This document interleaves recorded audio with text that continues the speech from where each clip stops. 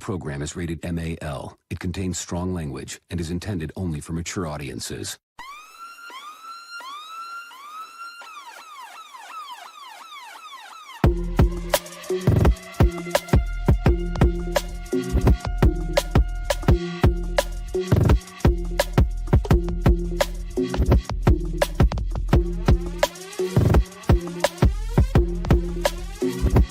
The show that gives you everything and nothing at all.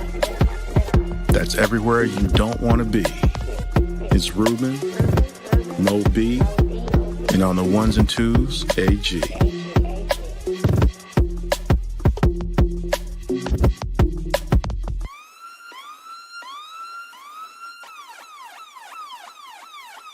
The 5-minute warning. Welcome, everyone, to a brand new episode of 5-Minute Warning. Of course, as always, it's your man, Ruben, in the house tonight. First of all, happy Father's Day to all the fathers out there, all the stepdads out there, all the fur baby dads out there. If you are taking care of a living thing, happy Father's Day. Because you're doing more than I am, because I ain't taking care of nothing but me. So, happy Father's Day to all you people, all you men out there taking care of living things. All right. So, speaking of Father's Day, before we get into our topic today, just want to go over a couple things. Now, did you know the first statewide celebration of Father's Day happened in 1910? You know, a woman named Sonora Smart Dodd successfully campaigned for Washington State to celebrate the first statewide Father's Day. She raised the idea after hearing a Mother's Day sermon because, of course, we gotta talk about how we love moms before dads. Always second fiddle, gets that love. And then, of course, she wanted to honor her father who raised 6 children as a single parent. Yes, out there, people, men can raise children by themselves. Just wanted to put that out there. Then in 1924, President Calvin Coolidge supported the idea and urged all state governments to observe it. All right.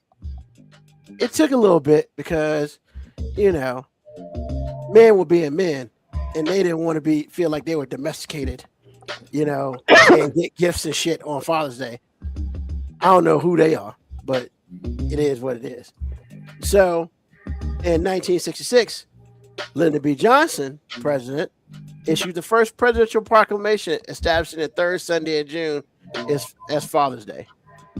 And of course, President Nixon in 1972 officially signed Father's Day into law as a permanent national holiday. So, yes, when it's all said and done, it took forever to get Father's Day just due, but they got that shit. So, shout out to all the dads out there. Y'all earned that. Y'all put up with a lot of stuff to get it. Now, with that being said, let's get into our topic of the day. Topic of the day is very simple. How have the roles of fathers changed the last few generations? You know, what's good about those changes? And what are some issues about the changes? So what I'm gonna do, I'm gonna pass it to Mo B because, you know, this was his segment, this was his question. So I'll allow him to start it off. All right, well, I'll start off by going into a little research mode. So because we can't do anything on our own, I had to ask AI for some help. You had to ask Skynet?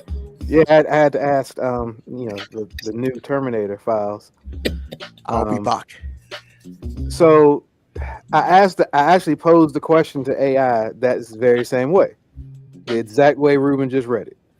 So it said the role of fathers has shifted dramatically from the traditional stern provider and disciplinarian to actively engaged hands-on co-parent. Increased child care time. Today, fathers spend nearly 8 times as much direct child care time with kids as they did in the 1960s. On average today, dads are spending about 8 hours a week on direct child care duties. In 1982, it stated that 43% of fathers said they had never changed their kid's diaper. Last year, on that statistic is down to less than 3% of men can say they've never changed their kid's diaper. Shift from breadwinner. With the growth of dual income being necessary, the idea of the male being the sole breadwinner has depleted significantly over the past 5 decades, prioritizing co-parenting and co-parenting identities. So I wanted to go into I wanted AI to give me some answers, even though most of those things I feel like we can kind of assume.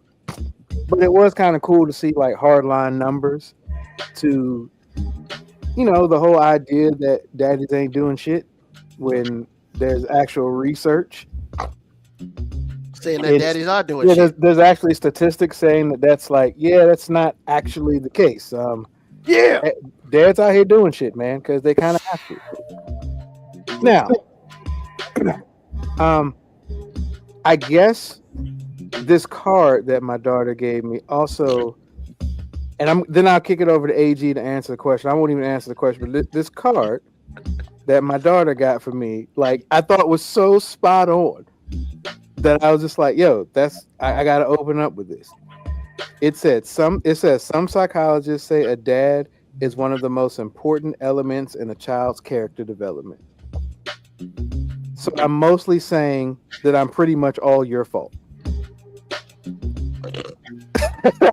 And I was like, well, damn, that's about right. Was that the younger kid? No, that's my oldest. Shut up. That's funny.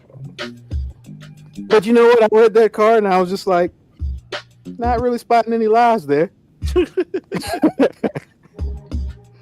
So I guess I'll kick it over to you, AG. Like, and I guess to go in depth with the question, we all know that the idea of like with the dad's role in the family has changed now, but how has society stressed these changes?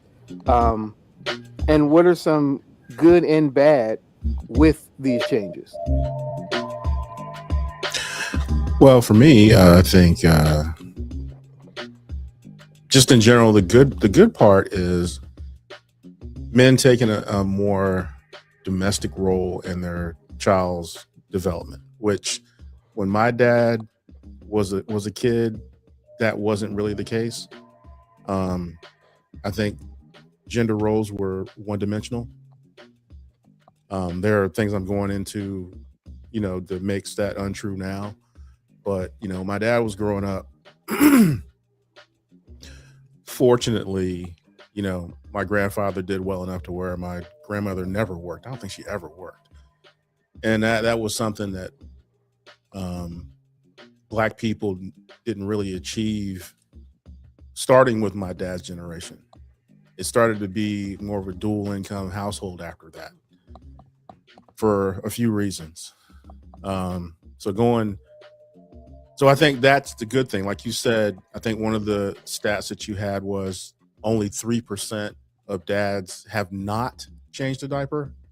No. Where when I was growing up, 50-50, 30-70, something like that. Where you, like, when I was growing up, the few times I babysat, it wasn't uncommon for me to change a diaper if I was around a small child, because I wasn't going to sit around and not do nothing. My mom raised me, like I tell my wife all the time, it's just like my mom had a boot camp for me almost until the day I got married. It's just like, you're not going to be out here waiting for some woman to do something for you. And that she said that to me verbatim many times. She had to say it a lot, like I was rebelling, because Ann Riddick said it, and that's the gospel, period. But her sentiment was surely from, her adult life, which was the beginning of the ERA movement. So now that I've answered those questions, I'm going to backtrack, because the way my dad grew up was the norm. The tax code kind of changed that with upward mobility. Black people getting a taste of like George and Wheezy. But the tax code benefited white women in particular because of the way it was set up. I'm not going to really go all deep into it, but trust me, the tax code, the way it was then,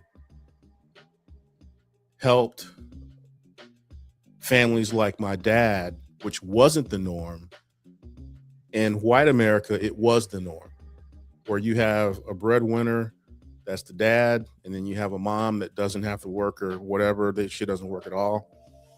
The next biggest thing that I saw in history, I didn't see it, but I heard about it in history, was the setup from a policy standpoint of the welfare infrastructure, where I hate to say it like this, but it's what it was. They made policy to where it was much more valuable for the man not to be there. And they paid Black women they strong armed them, because it was a whole different thing at first. Like, you're not having a whole bunch of people out there fulfilling a narrative at first. It's just trying to get a leg up. However, the rule was, in general, if there's a man in the house, they don't give you jack. You can have all the babies you want to, but if there's a man in the house, I'm not going to give you any money. Well, what did that do? That made women cast aside men as far as being in the household, which leads me to the next big thing, which was gender roles changing based on, what I can remember learning, talking to my mom here and there. You have a lot of women that all of a sudden have the power to go to work. A few years after that, they would have the power to have their own credit. Once you have the power to have your own credit, then, the world opens up for you in a big way. Because before that, if this was like 60, 70 years ago, Lauren would have to ask me for my signature so she could get a credit card. If I ever left her, I could leave her destitute, because she has zero chance of having her own place. Zero chance without me. And even though we were divorced or whatever, she got to find a man. So if her dad's not alive, she out to lunch. She's just out back. That's a real thing. That was what was happening to women at the time. So when all of that was instantiated and all the credit was unleashed, that diminished over time. That diminished the male role. But in between, the mid 70s, late 70s, and what we're seeing now is once you open that up, once the tax code doesn't really affect you, as a woman, and you find yourself in a divorce situation, for better or worse, and you find yourself being able to take care of yourself moving forward, it's like, I don't really need a man. Not for real. But I still am a woman and I can demand certain things. So you have it going both ways. So like when I was growing up, my mom was a lady, sure. But she made more than my dad typically. Most of my life, my mom made more than my dad by a long shot. And I don't care what anybody says. Whoever makes the most money has the most juice. I don't care. Now, a lot of people will argue, and that's fine. But in my experience, money matters. Money matters. And I'm like, okay. So you have women making a lot of money, whether that's on an hourly job, because I come from a manufacturing standpoint, and I'm in a place where, as far as I know, there is no she makes less than me type thing. We all make the same thing. They all, even in management, they have a management scale. There is no somebody makes more than you unless they actually are above you. So all of these things together, wanting to be upwardly mobile, the system making it so you have to find another level of broke.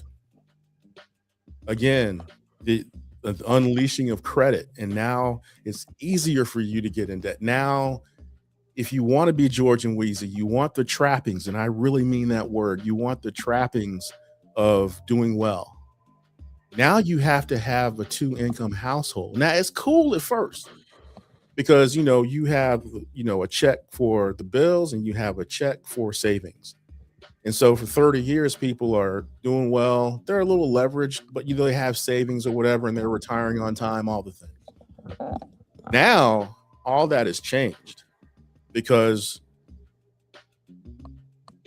the rise in taking care of yourself and your paycheck are vastly different. So again, with all of those things going on, by the time we get to now, during this time, men's role has been diminished because men aren't out here making all the money. And they're making it so women are making so much money and being so educated that the illusion that men are like unnecessary becomes much more present, because I don't know a woman that can't take care of herself. In fact, when I look at a woman, I look at you like a dude. It's like, figure it out. I would have never said that 40 years ago. But now I look at a woman like, figure it out. So when you have all these gender roles changing, men start to have to listen to power, which is, you need to figure out how to change a diaper. You need to understand how to cook. You need to understand how to clean. Help me do my job, all the things. And so now you have all this, but a dude can't take care of his family, usually cannot take care of his family at any level without female help.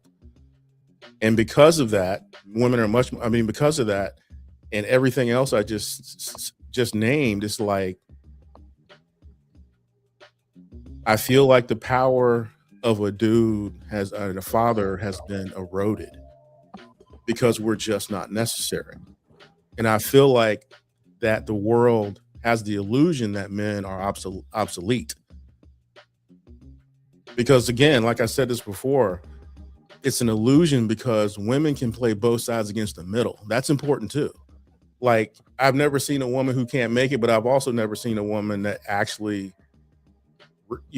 takes on the responsibility with the power that they have now, because they can still call on a man, even if it's their dad. So it's like, down with the patriarchy, but my dad will come and help me. What? So you have it coming and going. That's not really power to me. Well, it is power, but it's just like without responsibility. So going back 70 years and seeing how things have changed from a policy standpoint, from welfare, then gender rights, women's rights, wanting to be upwardly mobile because you have all this new freedom and all this new money, and then having the system play itself in a way, or kind of construct itself in a way in which you're trapped. It's okay at first, but then it's not. But then these daughters are looking at their mom, pay these bills, and then they just like, I don't need a man. And then they raise daughters, and then they raise daughters. But by the time it's over with, the men don't have a lot of value. They just don't have a lot of apparent value. Then they do have a value, because your phone is still going to blow up. Your bank account is still going to be decreased if there's a woman in your life, but you don't have any real juice. So that is when I read the question, that was exactly my answer. Okay. So I'm going to take this from a different standpoint, because I'm not a father, but I feel like unfortunately, I don't want to say unfortunately, I feel like I can make this statement though, because of jobs I've had in the past. I think there have been times where I've been a father figure, and I think that's really I think that's a fair statement, man. Like, that's fair. Yeah. So and that's where I want to go with it, right? Because one of the big things that are different now than it was when we were growing up, I mean, I would dare say and yeah, I'm gonna catch heat, and that's fine. But there are a lot of dudes out here just having children out of wedlock, like, and we can sit here, and the first question is, well, how does that affect them being a father? Apparently, a lot, because there's a lot of fathers who are not there for their children, because they have no real connection to the mother other than the child, and they have chosen either to not be in their life, or B, unfortunately, they've gotten in a situation in which they can't, aka go to jail or things of that such. And I think, combine that with now, as AG said, the ability to women make their own money. Yes, it is a lot of, I don't need no man. And what did Positive K say? What your man got to do with me? I mean, we went through a period in which it was just like, and I'm not talking about parents who were together and they got divorced. I'm talking about the amount of children that parents were never together is way higher than it is. I mean, now than it is back when I was growing up. Because I would say most of my friends had two parents, unless something happened to one of them, like maybe they passed away or maybe the parent got a divorce. But, growing up, I did not experience a lot of single parent families. There were a couple, but not a lot. And these days, I mean, yeah, you have some dudes who take care of their kids. And then you have some dudes who are just like, man, F them kids. You went and lifted the pootie and you got a kid now. Fuck them. Like, it's one thing for me to say F them kids, because I ain't got no kids out there as far as I know. Knock, knock, knock. But, it's a different world now. And I'm not even talking about like one kid. I'm talking about like there are some women who have like 2, 3, and 4 children. Some with the same man, some with different men. And I'm just like, and that's a story for another time. But if we're going to talk about the father situation, it also becomes a situation where that is affected. Because, hey, if you're a kid and you got 2 other brothers and each one of y'all got different daddies, and maybe only one comes around, that's going to change your outlook on your parent or your father. Because when it's all said and done, and I'm not trying to shit on anybody. It may sound like I'm not, but it's just like, then it's just mom. And then that's when, like in the past, Moby has always talked about how moms talk about Happy Father's Day. And he has changed that. He's changed his tune on that, in the last coming years. But at the beginning, it was like, man, don't be like Happy Father's Day. Let us have a day, which he is completely not wrong, But I haven't softened my approach on that. I still mean that shit. Thank you for reminding. I thought you had softened your stuff. No. I think last year you were kind of just like, I don't look at social media on this day no more, because I don't do anything to even get myself upset. I haven't looked at a lot of social media today, so I don't know if it's out there. But yeah, so it's like, I think it's a combination, AG, of what you said, by the fact that, back in the day, it was like our grandparents, man. Grandma had no job. Yeah, never. As far as I know, never. Yeah. Neither one of my grandparents had jobs. Neither one of them. Yeah. The woman never had a job. The man had the job. She took care of the kids. She helped raise the kids. He did whatever. And then the grandkid came along. The grandkids got taken care of by that was their job. And now, like growing up, my mom worked when I was younger. When I'm like, 0 to 5, I know mom worked and dad worked, so it was, but I would also say that, it's that statistic that Moby said earlier about I guess back in the day, most men never changed a diaper. First of all, that was pretty alarming. Now, I can't sit here and say that my dad changed my diaper. My assumption is that he did, but I can't be like, yeah, I remember when he changed my diaper and I peed in his face. No, I can't say that I remember that. But, you know, I don't know. That's not a question I never really asked because I assumed there was a yes. But yeah, man, like the difference between then and now is just, it's completely different because everything is different. The dichotomy is different. The world is different. I mean, like I said earlier, man, we didn't get Father's Day till 1972. Bro, fathers were around way before then. And then somebody didn't even think about it till 1920. Hey, maybe I want to tell my dad he did a good job. We should have a Father's Day. But Mother's Day was full in effect way before then. So, and once again, I'm not out here shitting on Mother's Day. I'm not. I love my mother. I love all mothers, but all I'm saying is, hey, man, I have a problem with that, man. Like, Ruben, we talking about Father's Day and you still feel the need to be out here apologizing. I'm sorry. I'm not a father, so I can't really it's not my you're thing. apologizing to the moms right now. We're not talking about them. I mean, I'm apologizing because my statement sounded very harsh about Mother's Day. It didn't sound harsh. It didn't sound harsh to anybody. Okay. Oh, I'm sorry. I thought it did. Shit. I mean, because you've been programmed. You've been programmed, man. You've been programmed to devalue the father's role. Well, Ruben, hear me out. You've been programmed to devalue the father's role. So even just talking about how fathers aren't getting appreciated enough, you feel the need to basically say, "Hey, I just want to make sure I'm not. Y'all don't think I'm saying Mother's Day ain't important. Like we not. You can say Father's Day matters without devaluing any other day, because you still felt the need to apologize."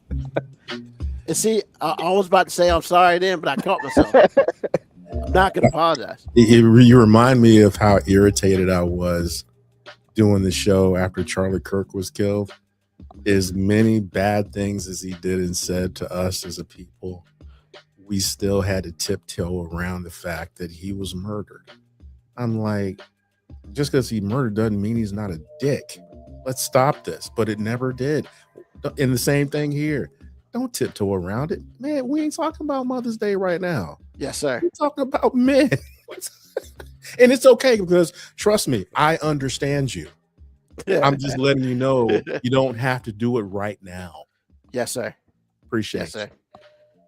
Shout out to Nikki. She says, single mother, she raised 3 kids. I didn't allow my kids to celebrate me on Father's Day. Thank you. Congrats to you. I appreciate that. Because you are in the minimum, Miss Nikki. You're in the minimum. So, because Moby, I'm sorry, Rude, but yeah, go ahead. And we were talking about the social media, media that you're trying to avoid. The new trend is women should be. You should say Happy Father's Day to women because they're the ones that made you a father. I've seen that. What kind of shit is that? Because women can do that, sir.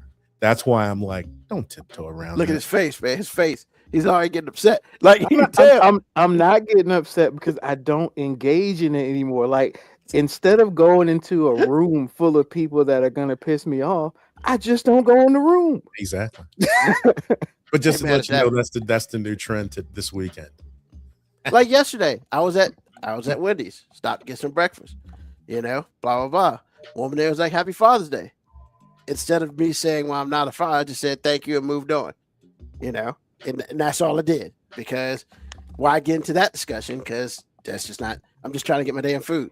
Like when it's all said and done, I'm just trying to get my food. And then the funny part about it was a dude in there was like, "Man, you ain't say Happy Father's Day to nobody else up in here," which was hilarious because he got mad that she said Happy Father's Day to me and not to him. And I'm just like, y'all need to handle that separately. Would have been even funny if she'd have been like, "Bitch, you don't see your kids."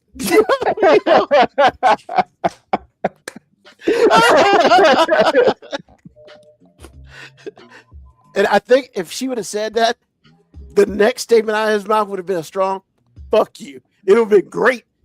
Because hey, man, you can't attack a man like that. After he said something, and she'd have came with that, man, I don't care where you working at. That dude's gonna be like, fuck you. And you might get lucky if it's not a fuck you bitch. Like, and he wouldn't have given two shits about where he was. It wouldn't have stopped it from being funny, though. It would have been It would not have hilarious. stopped it from being funny. I would have led this. If that would have happened, Moby, I would have led today with that shit. Because it was already funny that he was just like, you ain't said Happy Father's Day, nobody up here. She was like, well, I'm not going to be here tomorrow. He was like, well, I'm here right now. I was like, yo, I got to go. It was hilarious. But yeah, man, I mean, so many things have changed. And it's just, and like I said earlier, you know, because I used to work with children, I do feel like at a time I was a father figure, which is good and sad at the same time. So yeah, man, it's just everything has changed from when I can't even say our parents, our grandparents, you know, raised children and stuff in the whole household thing to now. So it's been it's definitely been a generational thing, and it's been that wheel, that boulder that's running down the hill, and it picks up all the snow, and it gets bigger and bigger and bigger, and now this is where we are, you know. So like, once again, shout out to all the fathers who are there for their children, because there are a whole bunch of you that ain't, and that's just what it is. Hey, man, I couldn't have planned this any better. Both of y'all's answers are like so perfectly leading into like my response. First of all, AG, the financial thing, it's like you were reading my mind about the finances and how literally the government really did incentivize, especially our community, to kind of basically remove the men from the household. And Ruben, your point is brilliant. And the reason I say it's brilliant is because everything you said is about narrative. Because if I told you that everything you said was factually incorrect, it would shock you. But literally everything you said is factually incorrect. Like when you said a lot of fathers think, statistically that's actually not true. Now, I'm not saying you ain't right about some of them niggas like that. There's a whole bunch of guys that ain't in their kids' lives. But the narrative that gets created, you would think that like 80% of all guys are like completely absent from their kids' lives. And that's really not even close to the statistic. Like, we're actually a lot closer to our white counterparts in that regard.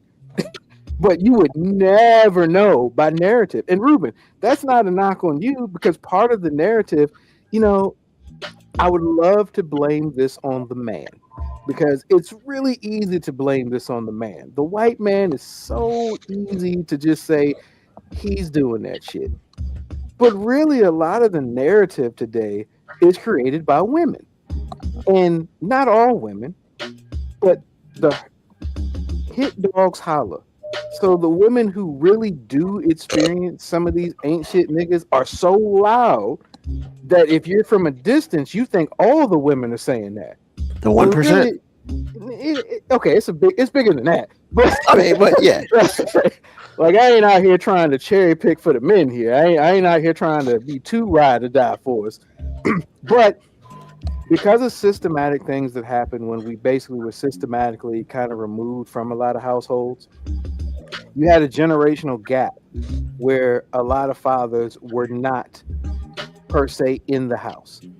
So when you never see the value in something, the value is diminished exponentially as time goes. So the 70s and 80s, you were starting to see men the 60s, 70s, starting to see it totally get moved out of the household. So by the 80s and 90s, when some of those guys aren't there now, it's the story is, hey, well, we don't really need them anyway. What value do they bring? So then you have a whole generational gap of people who actually did forget the actual importance of the male figure in the household. So now, as guys are trying to still be that, you're fighting up against the narrative. So when I ask the question, like, what are some good things about it? I'll tell you, as a girl dad, is especially as somebody who my dad wasn't around all the time. I was raised by primarily nothing but like tons of women and great uncles. I appreciate the fact that men have to play more of a nurturing role now, or not even have to. We just do. Like, because part of the way men instill nurturing, especially in in young men, is emotional regulation. Like, a lot of people think men teach other men not to have emotion. No, that's just a perspective of a woman, typically. Because all the men in my life, like all my great uncles, it was never about not having emotion. It was never about, being super masculine, manly all the time. It was about, hey, your emotions don't mean you can't do shit.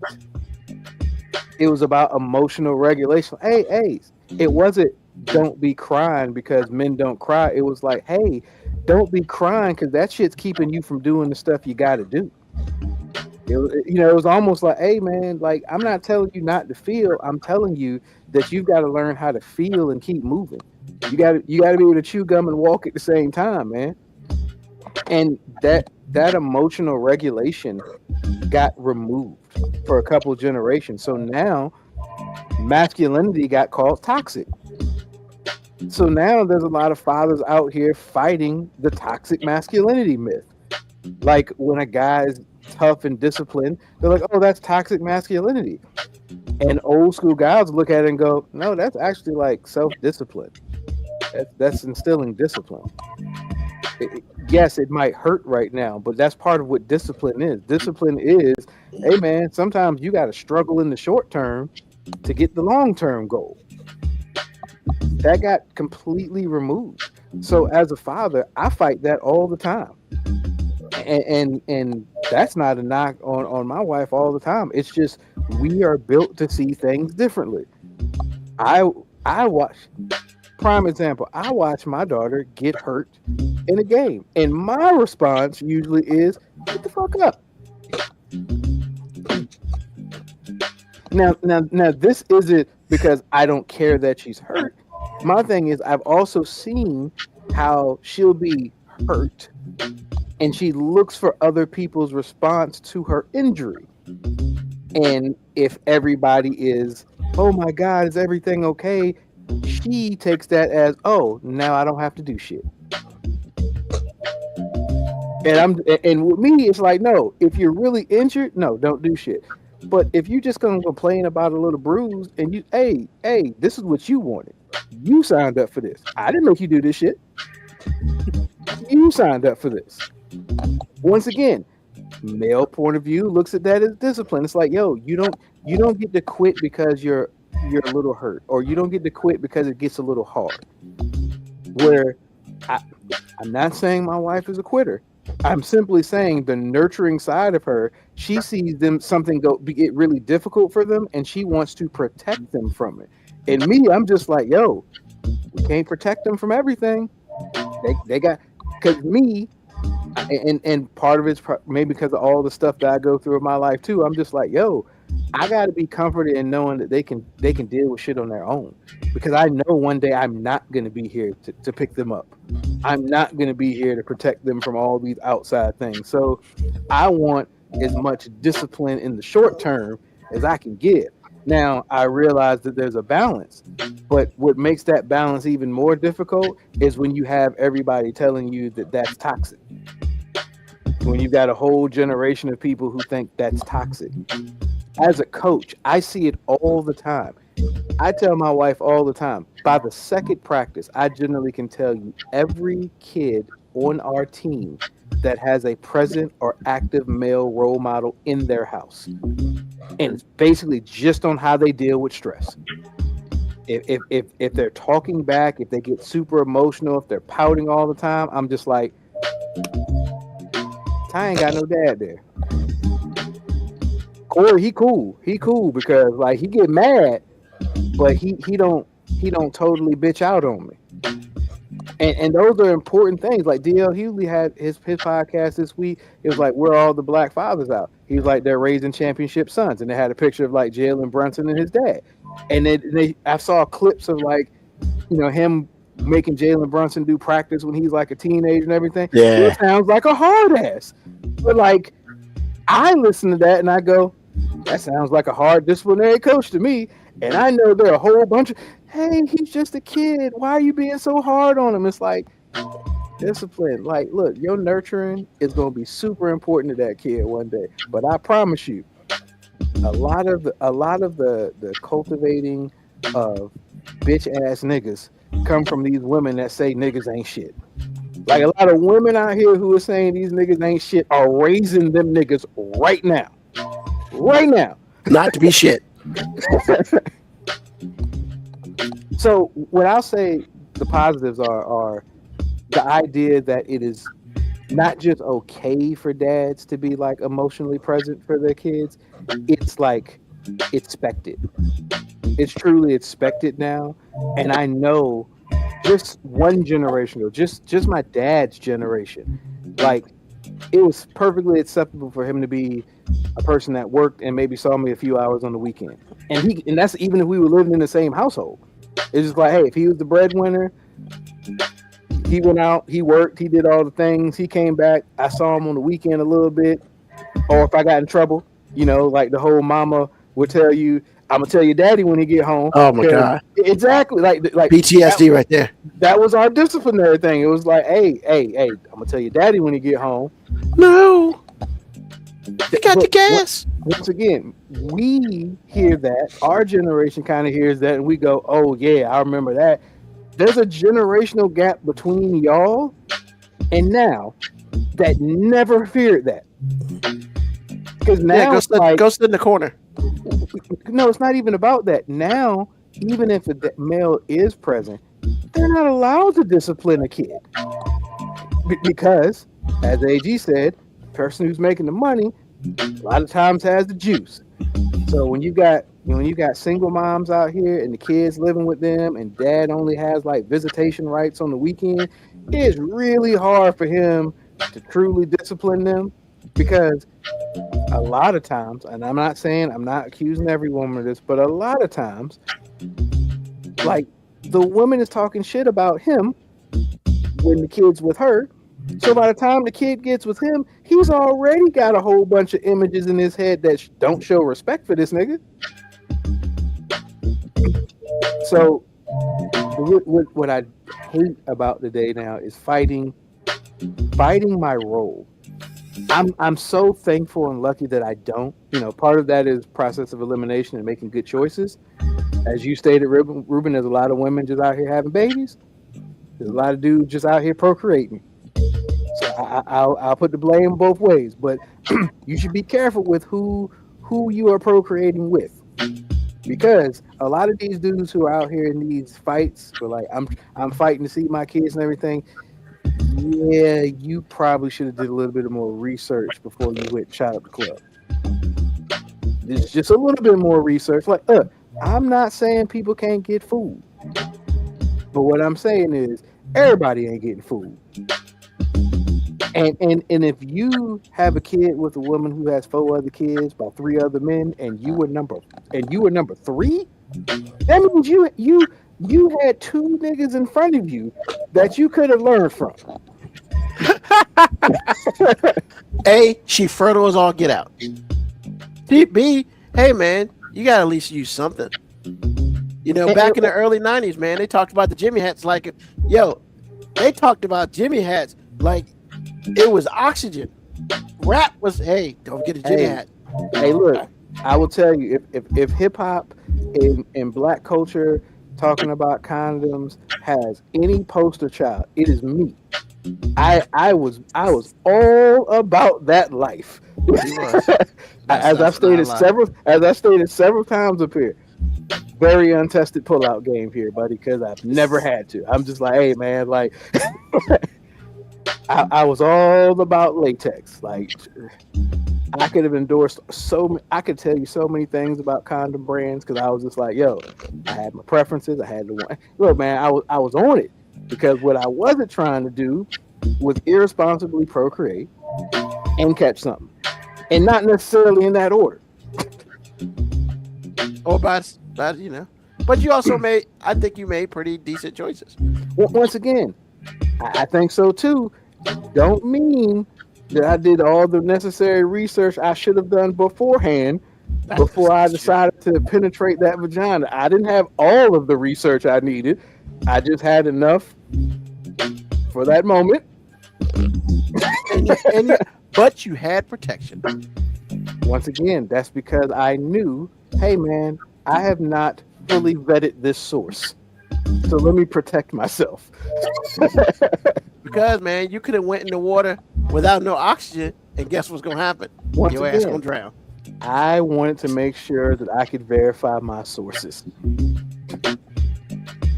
Yeah, I mean, yeah. And I will say this, and I know we're talking about the Father's Day thing, but this, to me, this is a thing. Because sometimes it does come up with people, because people ask me, are you married? No. You know, they ask me, do you have children? Because that's usually the next question if you're married. No. And I get the funny look. And then they ask me how old I am, and I tell them. And it's just like, how did you make it through that long period without kids? Because, you know, you should have accidentally just slipped up and fell into some shit. Hey, But Ruben, I gotta take you to First Baptist Church one day so you can have some ladies ask you that question and then ask you, are you gay? Bro, you ain't gay, ain't you, baby? I'm telling you, I know I've said this story so many times up here, but bro, I just could not believe on a Sunday morning that somebody would just be like, you ain't married, you ain't got no kids, bro. Is you gay? Like how did we get here so fast? Like, I mean, like, hey man, you're not a man unless you get kids. What? Like, that's not true. Like, what are we doing? Ruben, I will tell you that you do realize it's not so much different if you were a woman your age and had the same story. Very true. Everybody would be looking at you the same way, if not what's wrong with you? Even probably a little harsher, because they would assume that nobody, either you crazy as hell or something's got to be wrong with you, that nobody accidentally shot up your club once or twice. Like, and that's the thing, man. It's just like, so and you know, there are times where I just want to be like, look, man, I get it. Everybody's got kids, but you know what I'm not doing? I'm not shooting up clubs, man. That's not what I do. Because Ruben, they like, look, man, I get it. Maybe especially with a random, like, bro, what are we doing? Like, Ruben, what are we doing? Ruben, in all fairness, they're all random. They're all random until you vet the source and until you actually have adequate time to do research. I guarantee you've got at least one person in your history that you know goddamn well you didn't properly vet before you slid up in it. I mean, that's true for most men. Once again, most men have that. That's all I'm saying, Ruben. I mean, you know, because alcohol is dangerous. Like, I'm not asking for your justification. I'm not judging. Saying. I'm simply stating everybody knows that, you know, not every source is properly vetted. No. I mean, that's why you have to use a Jimmy hat. But these kids don't know what Jimmy hats are, so you have to say condom. Yeah, which is interesting because I guess it was a couple years ago. I think we talked about it, how they put a condom dispenser in the school, and all the parents got upset. And I'm just like, you should be lucky somebody cares.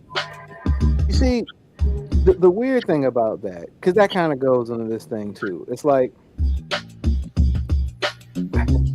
one of the roles of one of the roles of fatherhood used to be to give the talk too. Oh yeah, yeah. You know what I'm saying? That used to be a real big, like you ain't gave them the talk yet, and it was never nobody looking at the mom saying that. It was like, you ain't giving them the talk yet. So Yeah. once again, so the idea of putting a condom dispenser in the school to me is like, hey, that shouldn't affect anybody if they properly had the talk at home. Like, that would just be like, hey, this is a source. If you about to be out here doing something, which, look, we ain't stupid. We know a lot of people are. Like, hey, now you've got the source to actually protect yourself. Now, if you put that in an elementary school, might be a little bit off base. Exactly. But a I'm high with you. school? I mean, let's be real. Even I know if when I was they- going to high school, But even people if getting they're told like, from the floor up every day. yeah, but even if they're like, hey, this isn't something that kids should be doing. There's a lot of 18-year-olds in high school. That happens. Like, your senior year, there's a lot of seniors right now, 18 in high school. That's Yeah, they got left back in kindergarten. It happens. And then I'm just like, hey, look, even you old timers, even you people a generation or two ahead of me, you mean to tell me you ain't know about nobody having sex in high school? Like, look, I get it. I get it. Every time you try to tell the story, you try to make it seem like y'all was the good generation. But I promise you, fucking been going on forever. I mean, Like, what is it? What's it called? Woodstock? Yeah, miss me with that.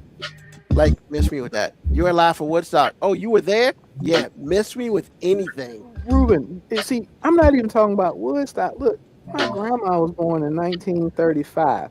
I promise you, she know about some people that was having sex in high school. Like, you know what I'm saying? Like, you just miss me all with that. Just like, man, maybe it wasn't running rampant like it is today, but trust me. And here's the thing: even if they weren't all having sex in high school, don't tell me most of them guys weren't actively trying. They were doing their best. It's just, it was a little bit more difficult back then. You didn't have as much free time. You didn't have as much freedom. You didn't have as much. I was about to say something else. No, I'll say it. You didn't have as many hoes just out here roaming the streets at a young age. You know what I'm saying? Like, I completely disagree with I that. disagree also. no. Okay. You didn't have as many outward young hoes. Can we say that? No, because during Everybody knew who the hoes were. every generation. You're right. has Everybody their knew who the hoes were, hoes were.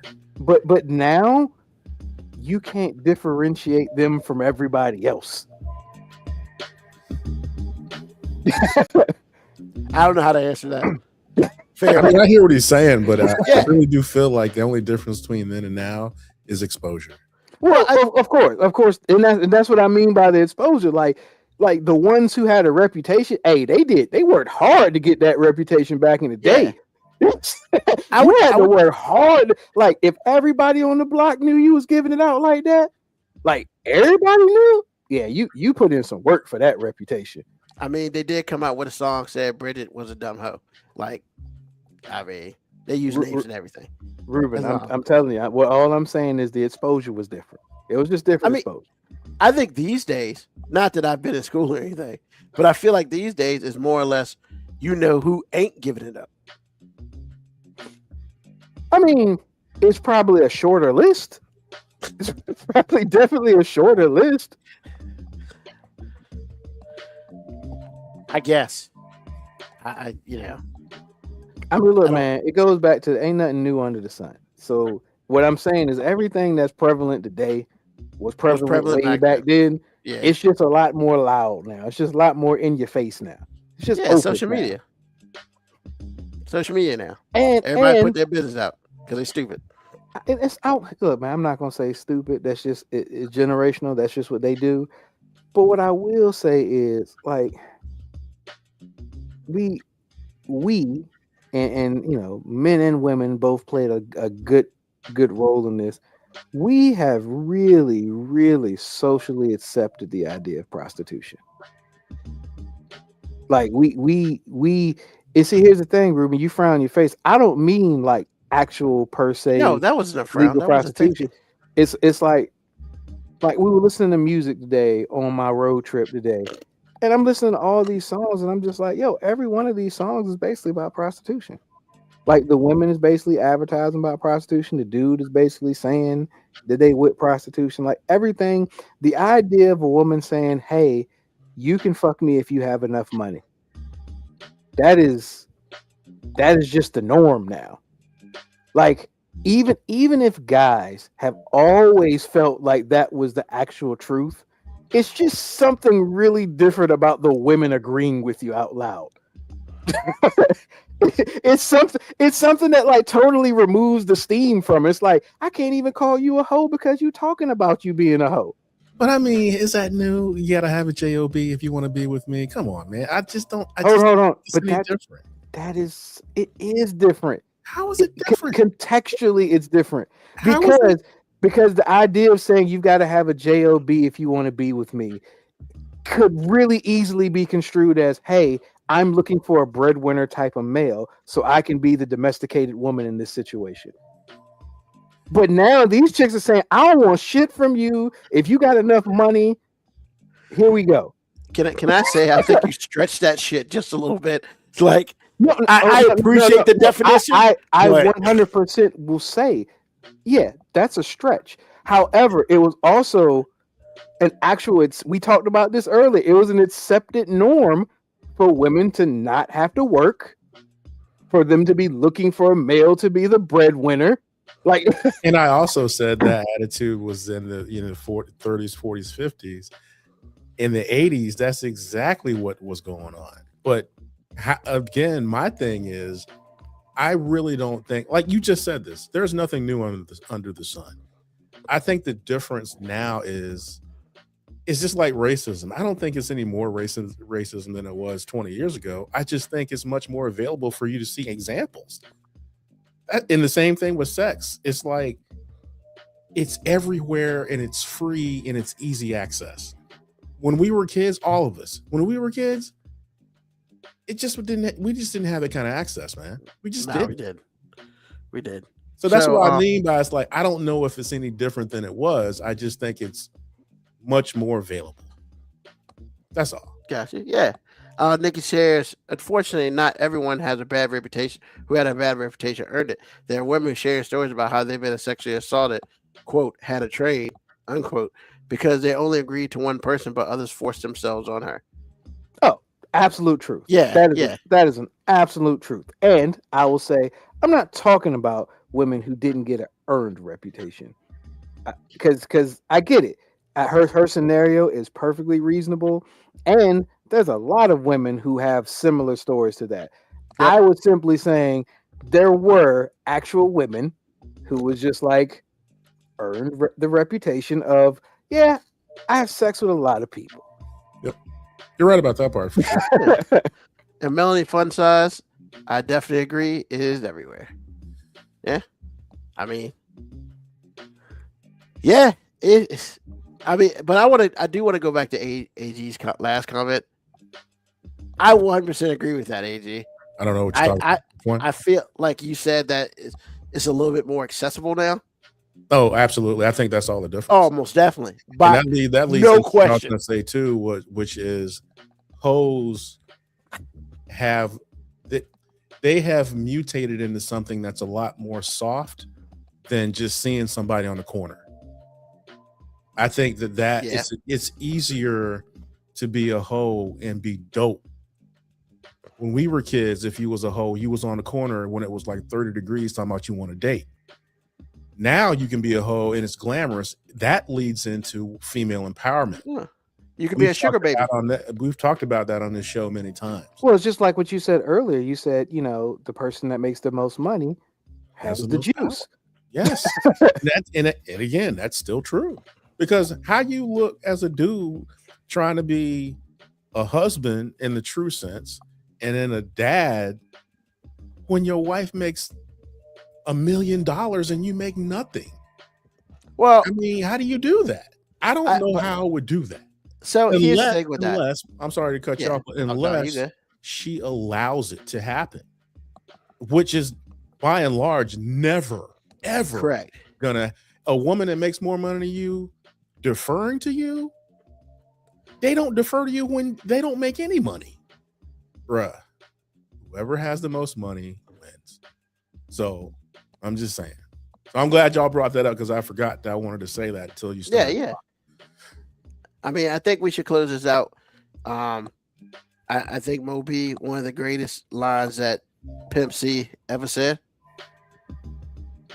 Pimping ain't dead, just move to the web. That's right. That's exactly what it is. Get access. I mean, pimping ain't dead, just move to the web. Easy access and it's free. Yeah, I mean, I can only imagine. You know what? I'm not going to imagine it. We're just not going to say it. So we're going to move on. So, AG, what's on your mind, man?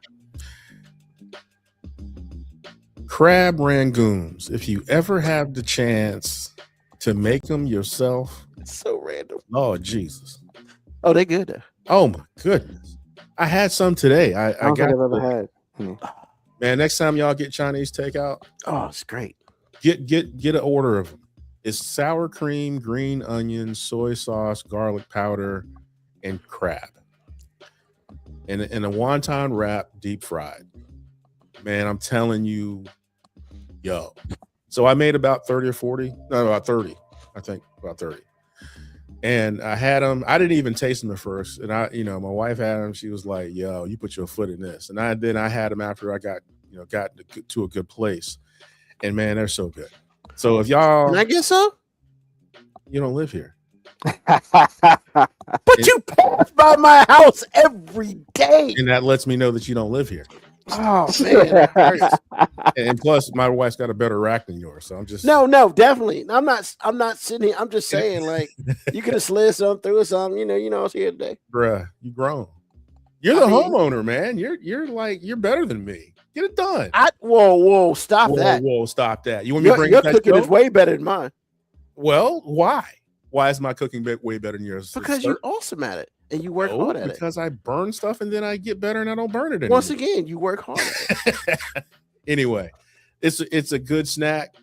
I didn't even have dipping sauce. So if you got some duck sauce with it or you go buy it from the store, I'm telling you, they're good. So if you're a big cream cheese person, if you like cream cheese or you just like something that's like the worst food for you ever, but it tastes good, y'all get some of them. Crab rangoon was off the chain, y'all. Yeah, it's like 4 for like $7, man. That shit's expensive. Is it? I never knew they were that expensive. Yeah, it's expensive, bro. They're much cheap. It's real crab meat, right? Because see no, is it real crab meat? Never. AG's maybe. No, not mine. Because I wanted to make sure I did it traditionally first. And in America, traditionally, Rangoons has imitation crab meat. Yeah. It's never real. Now, I have heard of people doing it with real crab meat, and they do say it tastes better. But on average, if you just pick a random Chinese joint, it's going to be imitation crab. Yeah, Tops China ain't selling real crab rangoon. So that's not. I was just asking because I was thinking maybe that's why it's expensive. If it's that's what I was really saying. I didn't know they were expensive. I thought it was like egg rolls or something. It's expensive because it's crab. Well, yeah, okay. That's why it's expensive. So I bought a pound of the imitation stuff for $5. That's at Kroger, so you know it ain't expensive. First of all, you got at Kroger for $5. You got a deal. No, I'm telling you, man, imitation crab meat is really not that expensive. Really? No, seems expensive. Nah, man, no. It's a fraction for the real stuff. But anyway, it's real good. If you have the time and you want to try something new, it's off the chain. I suggest you do it. Not good for you, but it's good to you. I guess we're not here for a long time. We're here for a good time. So that's what's on my mind. That. Awesome. Mo B, what's on your mind, man? All right, man. 2 things real quick. So first of all, my daughters are just totally opposite ends of the spectrum. So my youngest daughter, Ruben, I was on the phone with you. My youngest daughter was gonna go get some food on Friday. So I'm like, oh snap, you must have just got paid from your job. What's up with some of that food? I think she was going to Wingstop. I'm like, she was going to get a chicken sandwich. I'm like, yo, what's up with that? What's up with that food, baby? Like, you know what I'm saying? Get your boy Father's Day gift, Father's Day chicken sandwich or something. And she's like, it ain't Father's Day today. And I'm just like, yo, bro. I'm like, on Father's Day, I gotta take you somewhere. Like I gotta take you hours away. And she was like, yeah, I know, but it ain't Father's Day today. And I'm just like, She cold, man. yo, She cold. She what's cold. up? I'm like, your boy can't even. I can't get none of the fries. I can't get no chicken sandwich. I can't get a couple wings. I can't get. Nah. But And if you charge her to take it there, you wrong. So I'm just like, dang, my youngest daughter cold as shit. And then my oldest daughter, she's like, yeah, it is Father's Day this weekend. She runs downstairs with a gift and she was like, open the gift. I'm like, here, it ain't Father's Day yet. Like, I'm gonna see you on Father's Day. She's like, oh, okay. So I'm just like, how are my kids on such the opposite ends of this spectrum here? Like, well, one of my kids is like, man, fuck you. It ain't Father's Day. Ain't nobody about to celebrate your bitch ass. And my other one's like, hey, yes, let me give you. I'm like, yo, have I been two different people to y'all? Like, Nah, man, youngest daughter's a pimp, bro. Well, in their defense, they are two different people. I get that, but I'm just like, but just because they're two different people, why are they treating me like two different people? Because they two different people, man. I mean, like one of them see you like you ain't Jack, and then the other one's like, I love you. Like, so I woke up this morning. My oldest, happy Father's Day. She hugs me. And my youngest, like, what are you doing? Like, I'm standing. She's like, what are you doing? I'm in the way. I'm just like, oh, my bad. I move out the way. And Kira's like, it's Father's Day. And she was like, Kaden was like, I know. And just kept moving. I'm just like, God damn, man. Yeah, she cold as she cold I'm about to drive you 2.5 hours away and drop you off for free. And I can't get a happy Father's Day. You know that's part of our jobs, right? Oh, I know. I'm not even a dad, but you know that's part of your job, though. Right? Absolutely, because that's going to be my second part of this. But yeah, absolutely. See why W.R. Brown shooting shots, man? But is she wrong? Because I was going to say that. I mean, I thought a little bit of you would have been proud that she that cold because you that cold. See, right? Here's the thing. I am not that cold. Are you sure? No. I am not that cold when it's time to not be cold. She don't know how to turn that shit off. Are you sure? AG, I wouldn't be married if I could be that cold all the time. Yeah, that's true. You're right. You'd be by yourself if you was that cold all the time. But for a person who doesn't value feelings, I'm surprised at you, man. Hold on. I'm not actually hurt feelings wise. I'm hurt principle wise. I'm like, yo, I just want a goddamn chicken sandwich. They're not your feelings, they're your principles. Wow. Nikki's like, treat me up. Yo, bro, you can't even shade it right now. It's kind of fair. I am not out here playing victim. I'm simply saying it's sure. No. That's why I'm prefacing. I'm not trying to be a victim. I started this by saying it's just amazing to me how so far on the opposite end of the spectrum they are, and we're all in the same house. We're all in the same house, and one of them is just like, I can't wait to show you that I think you're awesome, and the other one is just like, I wish you would get the fuck out of my face. Is that what she wishes? Oh no! Every time she sees me, I have to joke on my daughter to get her to respond to my presence. Like I'm a counterpuncher with joking, but I proactively joke to Cadence first, just to get her attention. Just to get her attention. Terrible. No, Cadence is actually a little bit better. Cadence is better. She still ain't quite. I mean, I got years of experience, so I got decades of practice. So it's unfair for me to be like she ain't on my level, but she's not. But she got all the game. It's in her. Because she sounds like she's pretty good. No. She's in it when she's on the level when it comes to being cold. On the level. But just the wit and everything, she's still building up her palate. You know she what I'm got saying? The shade tree going. Yeah, she's still working on it. The roots run deep. Roots run deep. But yeah, so I have to apologize to some people in my life on Father's Day today too, because I realized for most of Father's Day in my life, I've always joked about how don't nobody give a fuck about dads, and I just realized like I'm that person too. And what I mean by that is like, I don't even value myself on Father's Day because like I wouldn't even let people do anything for me. Like I woke up this morning, I paused for a little while, and then I was like, shit, I might as well go make myself something to eat. So I made myself some breakfast. Then my wife comes down, I was gonna make you breakfast, and I'm thinking to myself, I mean, were you? You too slow. Maybe like I believe you because you said it. But like I didn't. I'm sorry. I believe you because you said it. No, but here's the thing. It's like, oh my God. I know she would have, but I also was like, I didn't expect it. You know what I'm saying? And that's not a fault on her. That's like my own, like, no expectations of like anybody really giving a fuck about it being Father's Day. We go out, you know, we drive, we go to a place, and we're about to order some food. Of course, they can't decide on what they want. So they're like, well, we're not going to order on the screen. We're going to go up to the counter and talk to them. And in my head, I'm just like, yo, let's be efficient here. I'm the one driving. Let me just order my food on the screen real quick. I get my order in first.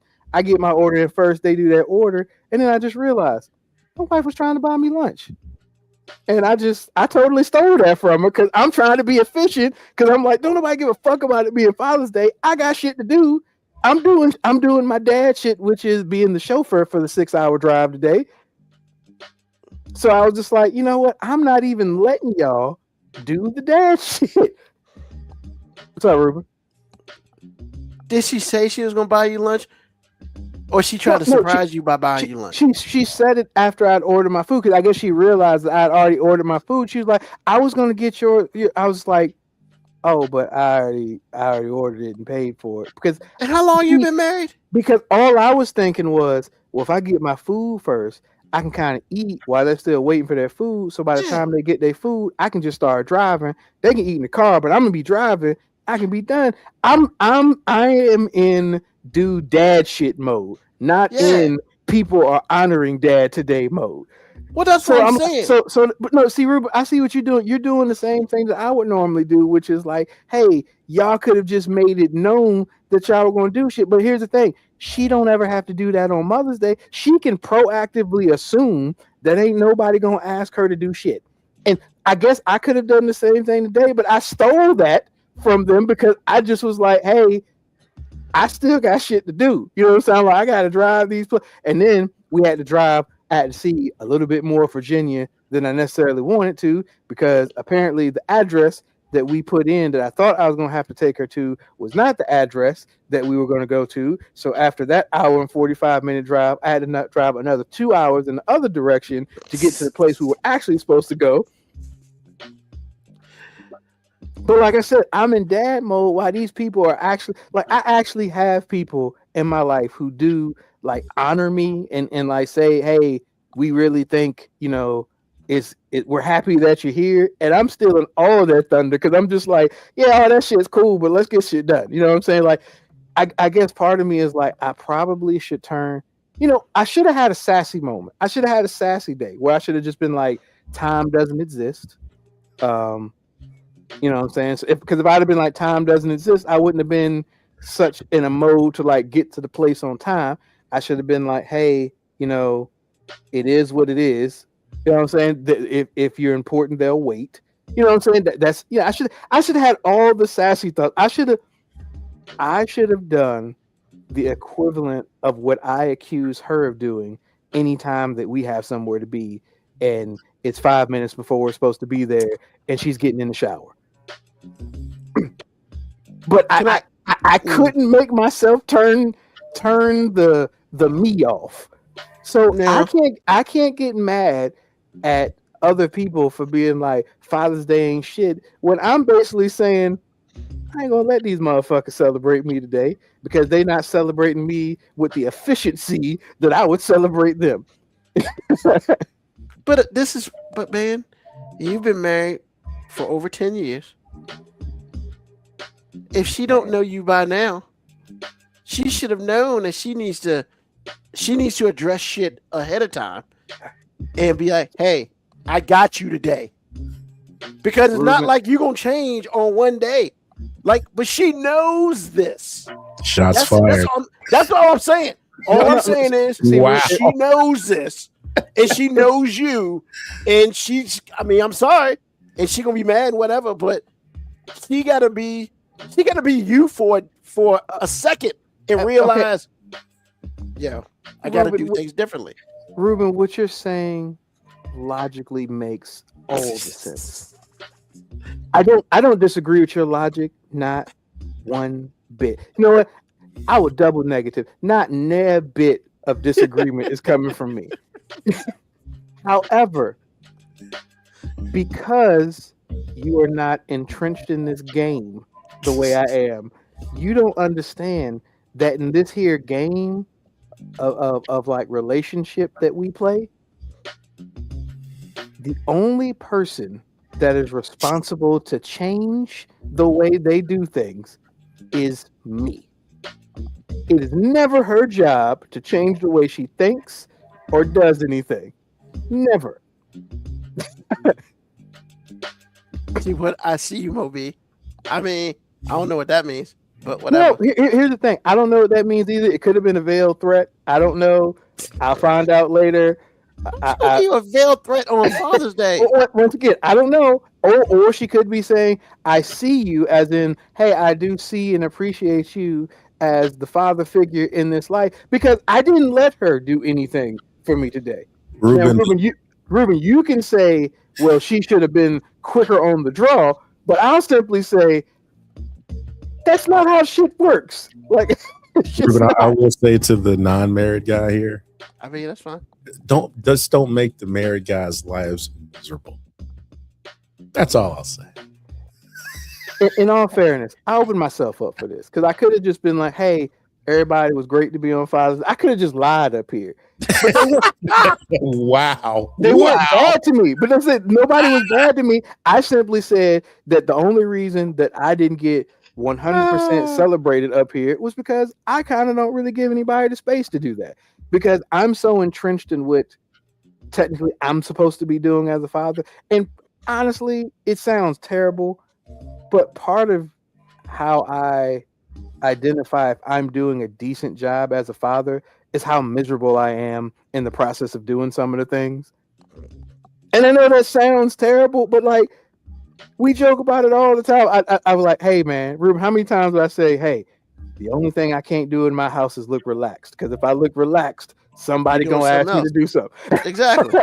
So once again, it's like I create a narrative in which the only way I'm being successful as being a father and everything is if, you know, there's a little bit of suffering in there. There's a little bit of misery in it. You know what? Man, you're not trying to win a championship. Ruben, I am you about like 90% of your things. Like, I'm not happy as a father unless there's some shit I can complain about. Wow. And unless there's some shit I can just be like, oh, let me tell you this bullshit that's going on. Like, I don't even fully feel like a man if I can't basically say, let me tell you some shit that's going on in my house right now.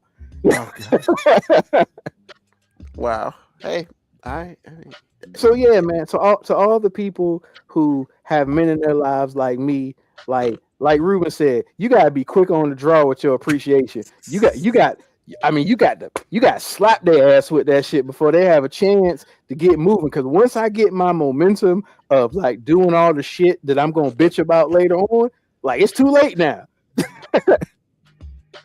Oh, wait a minute.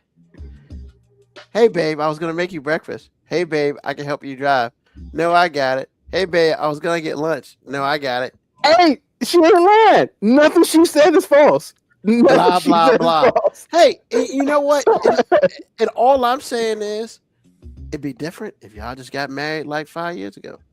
Y'all been with each other almost 20 damn years. Like, if she don't know you by now, you're not wrong. Kira knew. Hey, you got up.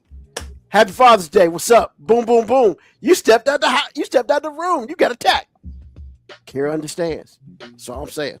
I'm dropping Once it. again, you're not wrong.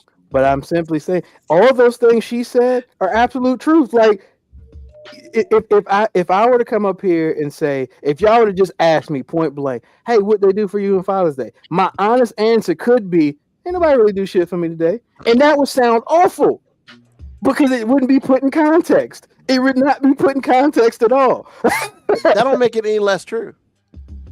But context matters. Context actually matters. That's all I'm saying, man. So to all the people, face. to all the people who have men in their lives like me, and you tried to honor them, and they did the push off, like, hey, nah, it ain't about me. I'm sorry. I'm sorry we like that. You know what I'm saying? I've been Stop giving programmed. your wife the Heisman, bro. Stop giving your wife the Heisman. I did all day. I all day was stiff arming the fuck out of her. I was Derrick Henry. She was a little cornerback, and I was just saying, "Get the fuck off me!" as I ran for 80 yards and scored. Hilarious. So yeah, man, I gotta do better. I will say on this Father's Day, I have decided that I will do next Father's Day. I'm going to wake up and I'm going to be the softest, sassy, stretching spectator ever on Father's Day. And then they ain't gonna do shit. So it's like, what the hell? But you know what? Then I will earn that. Ain't nobody do shit for me today. I didn't earn that shit today. I stole it. I stole that shit. Hey, G man, he's just like this guy. That's it, man. All right. Thank you. So, of course, for the non-married, non-kid guy here, this day ain't got shit to do with me. Got shit to do with my father. You know, happy Father's Day to my dad. But for me, it's another day, man. It's another day. But what I have learned is something's wrong with me. So, and I say that because I realize that not having, I mean, other than basic stuff, you know, you worry about bills, all that shit. Like, I really don't have a serious outlet for some things. So I have gone backwards and gone back to something that has always made me happy. And that's music videos. Music videos have always made me happy. Just because I'm a visual person. And I mean, you know, if you got a Samsung TV, they got like Samsung TV and like channel 4000 and whatever. It's like 20 channels of music videos. You know, there's only like 3 black channels and like 15 country channels, but whatever. That's a different point for a different day. Yo, man, I just my especially today, I've really just absorbed a lot of different music today. I mean, I hear something, pull out my Spotify, like songs, boom. You know, I just, yeah, man, it's good and it's bad, and it's good because, I mean, I'm already pretty eclectic anyway. I got a whole bunch of different shit in my Spotify. My Spotify looks like, you know, when people throw just paint at a mural all over the place. It looks like that. It's all over the place, except for classical. I ain't got none of that bullshit in there. Yes, movie. Is this like your soft way of trying to admit you were listening to some Drake today? Hell no. It's okay, man. Don't you ever do that shit to me again. He dropped 3 albums at one time, man. He's bound to drop at least one that you was like, this kind of. And here's the greatest thing about that. He dropped 3 albums. I haven't heard a track from any of them. I don't know. I don't care. I don't normally listen. It's a safe nah, space. Fuck that. It's I don't listen to safe Drake. Space, man. Yeah, safe space my ass. I don't care. Like, I don't really listen to terrestrial radio because most of it's terrible. And so, you know, I looked at some hits today to see what else is out here. A couple things caught me. A couple country songs caught me. You know, Moby, I completely agree with you. For sure today, 100%. That what's his name? The dude you said is the new Kid Rock. Post Malone. Yeah. He is the new Kid Rock by You far. know what I'm saying? You ain't fooling me. And it gets worse. Like listening to tracks with other people on it actually makes me like his older stuff, which I didn't like at all. It's So the I new really don't like this phenomenon. stuff. White terrible. dudes rapping at first to get fame, and then as they start to get a little bit of fame, they slowly transition the country. Jelly Roll did it. Oh, I didn't know he those- rapped. He started off around. He was signed with 3 6 Mafia in them. Like, Oh, I didn't know that. The man lost 200 pounds and now he divorced his wife. country man, cause she thought she married a real nigga. I'm sorry. Go ahead. Group. I'm sorry. Group. Go ahead. That's hilarious. That was gold. That's gold, man. That's hilarious. It was funny, but That's that funny. was gold. He probably ain't wrong though. But that's funny. So yeah, man. And look, man, I am throwing a shot, Post Malone, bro. Do you have anything else in your wardrobe other than a goddamn CD Lamb jersey? Can you wear something else? Like, for God's sake, man. I know you rich and you probably got 100 of them bitches, but can you wear another piece of clothing other than a CD Lamb jersey? Every video has him in a CD Lamb jersey. Like, Maybe he when he's really at likes CD WWE, Lamb. it's a CD Lamb jersey. Like, bitch, wear something else. Maybe Sorry. he really likes CD Lamb and he's a cowboy. I don't give a fan. Like, damn, man. Put on another shirt. Why are you so upset? Why? Hold on. So his cultural appropriation, all the other stuff don't make you mad, but you put on a CD Lamb jersey too many times. Oh no, Fuck no. that I guy. said no. I said at the beginning. said all I the things, 100% but you- agree with you You didn't get about the Kid Rock passionate thing, 'cause about yes, your he's hate. terrible. You didn't get passionate and loud about your hate until you started talking about a particular piece of clothing the man was wearing. I mean, we all know that I'm not a Cowboy fan. Like, yeah, that's a shot. That's an easy shot, and I took it. There you go. But back to the quick story. But yeah, man, I've absorbed a lot of music, especially today, because I didn't watch any World Cup today. I didn't watch any Sports Center. I didn't watch anything but videos. It was kind of interesting, actually. So with that being said, hey man, you always have a first love other than a significant other. Every once in a while, if you're not constantly in it, go back to it, because it reminds you how much you loved it. It reminded me how much I love 80s music, even though there's a part of my life I couldn't stand that shit. Most of that shit's not that bad. That's right. I said it on air. It's on wax. Because I've been saying that 80s music is terrible. And you've been wrong the entire time. And I'm not, hey man, everybody's wrong every now and then. But hey, once again, everybody can apologize and fix the story. So yeah, man, it doesn't have to be music. It could just be whatever. Just if you used to paint all the time, hey man, just get a bunch of paint and go paint some shit. Like, just be in your world, because everybody has their own world that a lot of people don't get to see. And sometimes it is just good just to be in your own world just for a little bit. It keeps you sane, it keeps you honest, and it just keeps you you. So that is my point for all this today. And with that being said, yeah, Moby saw that Post Malone thing years ago. KB Acker. Yeah. I'm pretty sure he saw that and other stuff. So, with that being said, I'd like to thank everybody for listening to the show today. As you know, we're here on Sunday nights, 9 p.m. Eastern Standard Time. Tell a friend, tell an enemy, just tell somebody about us. Hey, I mean, it's the summer, we still here.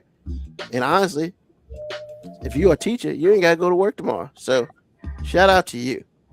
It's summer out there. It's hot as balls. Make sure your AC on. Don't be messing up. Go on vacation. Have some fun. Once again, do something for yourself. Because when you do something for yourself, it makes everybody else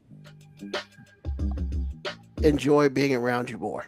Because you're calm, cool, collected, that sort of thing. Hey, once again, next Sunday, we'll be here at 9 p.m. Eastern Standard Time. Thank you to JTT Creations. Once again, you need a shirt, you need some clothes, you need a Stanley Cup with your name on it.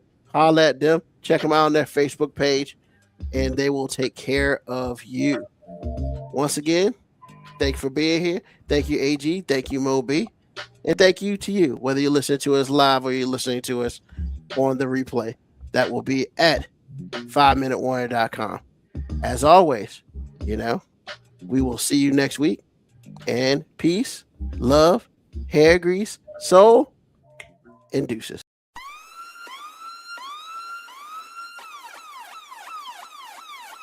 Email us at 5minutewarning19@gmail.com.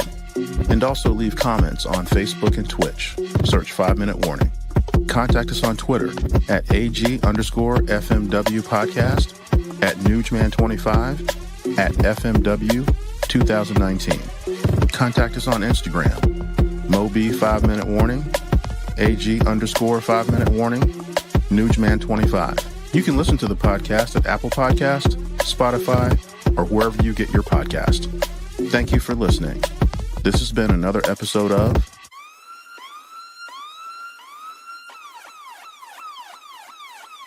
The 5 Minute Warning.